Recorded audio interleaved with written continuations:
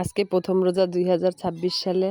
আর আজকে অনেক মজা করে ইফতার করছি, তাড়াহুড়ো অনেক কাজ করছি, তার ভিতরে অনেক কিছু ইফতারি জোগাড় করছি আর অনেক মজা করে ইফতারি করছি। সবাই মিলে ইফতারি করার মজাটাই আলাদা। আসসালামু আলাইকুম, সবাই কেমন আছেন? আশা করি সবাই ভালো আছেন। আলহামদুলিল্লাহ আমিও ভালো আছি। এই যে দেখেন, ইফতার করার জন্য আমার মেয়ে, ছেলে, বোন সবাই একসাথে সুন্দর করে বইছে। বাচ্চারা থাকলে কিন্তু অনেক মজা হয় আর এতে বাচ্চাদের অনেক খুশি লাগে ইফতার খাইতে গেলে।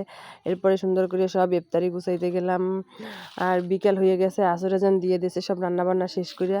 এরপরে ইফতারি বানাইতে আইছি। আজকে ৩-৪ আইটেমের ইফতারি বানাবো, প্রথম দিন বলে কথা, এজন্যই সব ধরনের ইফতারি বানাইলাম। বেগুনি, পেঁয়াজু আর তাড়াহুড়ো করিয়া সব ভিডিও করতে পারি নাই, অনেক সুন্দর করে ভাজতে আসি।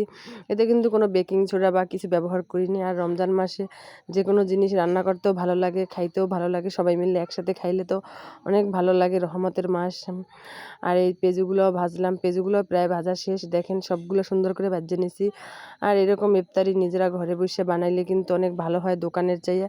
দোকানে হয়তো অনেক কিছু মিশানো থাকে, আর নিজেরা তো ঘরে বসে নিজের ইচ্ছা মতো বানানো যায়। এদিকে শরবত, তারপরে 2 ধরনের শরবত, ফল টল কাটাকুটি করছে আমার বোন, সব গুছাইছে। এদিকে আজানের টাইম দিয়ে হয়ে গেছে, আজান দিয়ে দেবে সব কিছু। এরপরে নামাজ পড়ে আইছি, নামাজ পড়ে আসার পরে এই দেখেন সুন্দর করে মুড়ি মা খাইতে আসি। এরপরে আমার বোন সবাই মিলে একসাথে খাইতে আসে।